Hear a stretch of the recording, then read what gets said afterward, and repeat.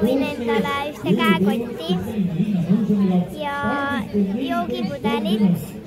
Mina soovin seda scrunchies, niisugused patsikumbid ja siis oli veel liimikast, mul on nii vähe liime ja kõik otsa saanud. Seda, et jõuluvana tooks mu koerale kunagi midagi. Ma sooviksin jõuludeks kassipoega. Ma sooviksin jõuluvanalt robottaksi ja robotkombatit. Sooviksin jõuludeks koerapoega. Ma sooviksin, et mul oleksid head ja rõõmsad jõulud. Lastel on väga suured soovid. Kõige populaarsem asi, mida ikka küsitakse, on uus telefon. Siis järgneb arvuti ja kolmandana on raha.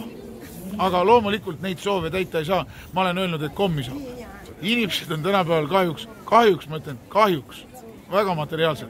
Aga meie selline ühine võimalus on pakkuda lastele seda jõulurõõmu, seda jõulutunnet, mis kipub ära kaduma just selle materiaalsuse taha, aga ma arvan, et see ongi see kõige suurem kingitus, kui sa tuled kasvõi siia Raekoja platsile ja sa näed, kuidas lapsed laulavad, kellad helisevad, see imekaunis kuusk seisab, sa näed rõõmu inimeste silmis ja tead, sa annab endale ka nii tohutult palju jõudu, ikka uuesti tõusta hommikul ja tulla välja ja lapsi rõõmustama.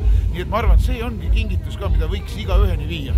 See, et Tallinn on kuulutatud kaunemaks jõululinnaks, on tegelikult siia toonud ikka väga palju, väga kaugelt inimesi. Ma olen ikka küsinud, et no kus sa tuled lapsukene?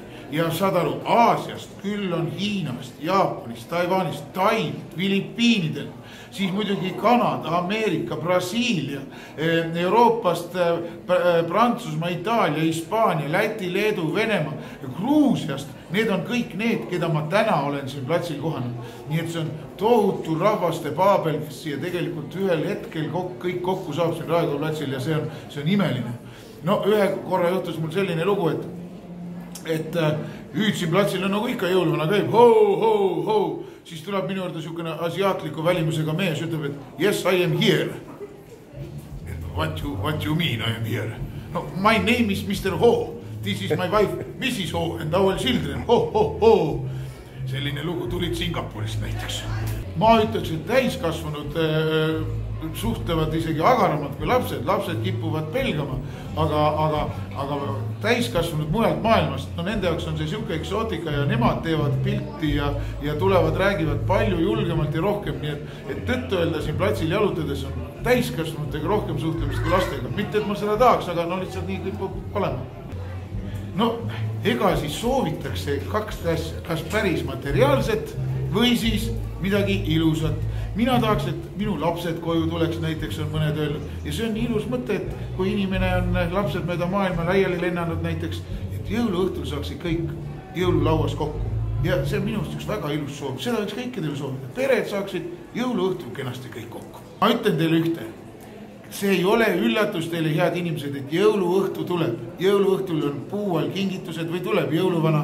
Õppige ära kenasti salmid, laulud, sest et ei ole raske kasvu istuda õhtu varem väikene võtta raamat kätte ja tuletada meelde mõni salmikene, sest siis ka vanad inimesed saate olla eeskujuks lastele, et näete, meil on ka salmid peas, lapsed loevad ja laulavad, nii et see kõik kokku ongi väga tore, nii et õppige salmid päev, siis on ka jõuluvanal rõõmsam meel ja järgmine aasta on teil kindlasti paremad kingitused, aga seniks kaunist jõulurahu kõigile.